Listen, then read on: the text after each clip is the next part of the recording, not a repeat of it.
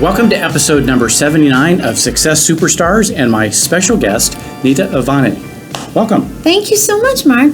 I'm glad you're here, and I know we're going to have so much fun today. Yes, absolutely. I'm looking forward to it. Now, as we were prepping, and I noticed, one of the things that you had told me that it's like going on 4 years now. Almost, yes. You're going to cap this year.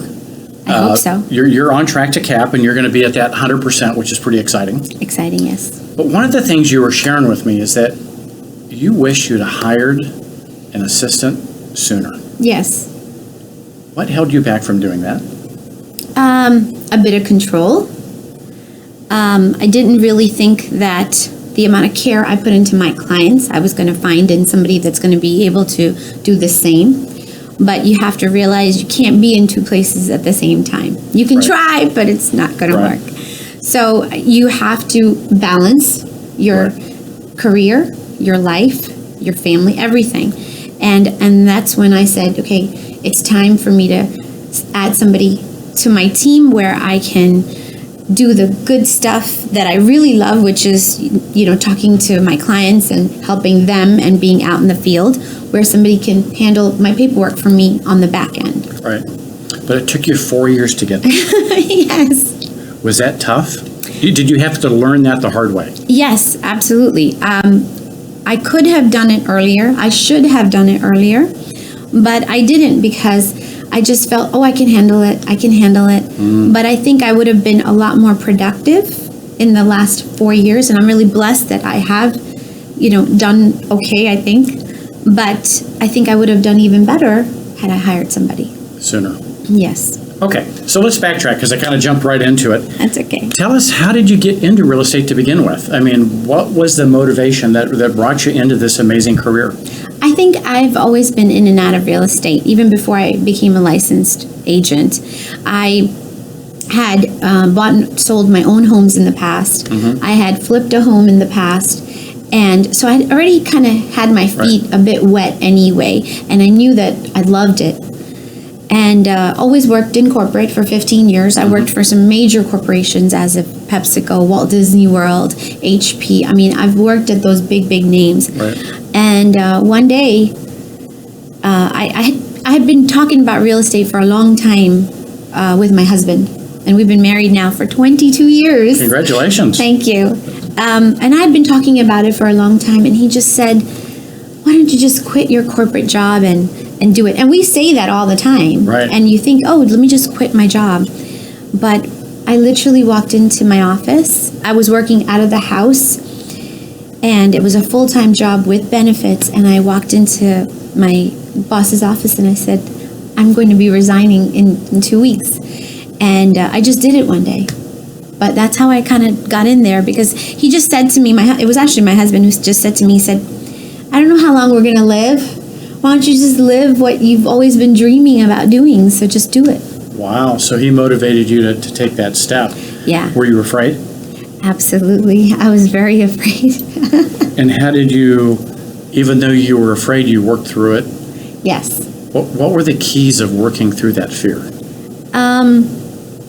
For everybody, Mark, it's different. I was blessed that we did have income coming in. Mm-hmm. So I was able to take that leap. Initially, when you start real estate, it's not easy. It's not easy. Whether you have a cushion or whether you don't have a cushion, it's hard. And it's hard to stay in the game. Mm-hmm. In my first year, I think my first sale wasn't when I first got into real estate, I don't think I had my first sale till 4 or 5 months later. Right. So you got to think of how soon can I actually get into this, and then to stick it out, because you're thinking, well, I'm not doing too well right now. Everybody's doing all these transactions a month, and I've had one. But I think sticking to it and just knowing that you can do it, that definitely helped. Yeah, and now you're in one of the top 5 every month. I try. Yeah. So, what's been the secret for you to make that happen? I think, honestly, I treat my clients as my friends. And I all of them. When I deal with them, when I speak to them, I don't speak to somebody thinking, they're going to give me their listing, or I'm going to help them buy a house. What I do first is I give them the education. Right. I give them the knowledge that I have, and I'm very open book about it. These are the things that we should look for. Right. And I'm their friend. I need them to know that they can trust me. And I need them to know that even if the transaction's over, they can call me at any time, ask me anything, and I will still be that person that's going to support them, whatever issue that they may be having. Of course, I enjoy the phone calls of how much, they're happy. They've just had a baby.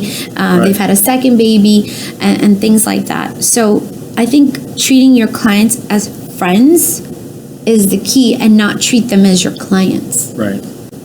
That's really powerful. Now, you've had a pretty substantial increase recently, and I think you said you've been networking more and doing those kind of things. Tell us about that. So, just from agent to agent, when you're conversing with somebody, when you're meeting somebody, and you don't have to join 1,000 different groups, because a lot of those groups have agents in them. Right. So again, you're still in competition with everybody, with any agent that you meet. Just this morning, I read a post on Facebook on one of those moms groups that said, we're starting a networking group, and we've got everybody from this field, including an agent. And then you have 17 other agents commenting and saying, well, if the agent drops off, I'll do it. If another agent drops off, I'll do it. Well, all of them are really, they've got tons of agents already. So how do you differentiate yourself? Whenever I have a conversation with somebody, I'll gently put it in there that I'm a real estate agent and let them know. Again, my goal is to be their friend. Right. And to get their trust. And I think that's what helps you do that. I didn't do that initially. So now I do that even more within every conversation. I just slip it in there that I'm an agent. Not necessarily am I trying to make more money at that moment. What I'm trying to do is let them know that I am an agent. Right. It's like putting up a billboard and saying I'm an agent. So you become more confident in your own style of making sure every conversation you have, that at least they know that that's what you do. yes. And it's working for you. Yes, it's working for me. Yeah. What else are you seeing in your system structure process? What are the things that you're delegating to your assistant? What's your assistant going to be doing for you? She's going to be handling my transactions. Okay. She's going to be talking to my clients. Once the transaction has been in contract, or when I'm dealing with the client and now that we're in contract with each other, then I bring her in. So initially, she's not part of the whole communication, because I want them to communicate with me and know where we're going, and I don't want a third party answering any questions, especially since she's not an agent, she's just an assistant. Right. But she knows the paperwork. She knows that what paperwork needs to go where, and that's what I'm going to be delegating to her. Those are the things that I can do, but it'll take time away from my family, take time away from other networking that I could be doing. So those are some of the things that I'm going to be giving to her. Yeah, great. Now, besides your sphere and your network, are you going to start doing, we call those influence strategies? Are you going to start any what we call control strategies, where you're doing any other type of lead generation, whether that's open houses or online leads or geographic farming? A key, I think, to building my career in the last couple of years or 4 years has been open houses. You got to let them see you. You got to let them meet you, shake your hand. Let them know that this is what I do, whether you're doing an open house for your own listing or whether you're doing an open house for somebody else's listing in the company. Let them know, who you are. Because if they don't know who you are, then how are they going to trust you, Right. to make a huge decision or help them make a huge decision? Yeah, for sure. Well, what's one thing you'd like to share with the audience before we wrap up? What's one thing I'd like to share? Get organized. Get organized is, and most of us aren't very good at that. No. That's why we hire the assistants, get us Right. organized, right? Right. Initially, when I started this, I knew that you have to, if you know you want to stick in this game and you know you want to go far, get those things organized, your marketing, your logo, your database, get all those things. I'm still working on my database. Get all those things organized, because when you do get to this point, then you're going to say, oh my God, I have a huge, chaos of paperwork that I need to handle. Right. But I would say get organized initially Right. So you're, on the right path. Yeah, getting organized. There it is. That's the tip of the day. Get organized, and we'll see you soon on another episode of Success Superstars.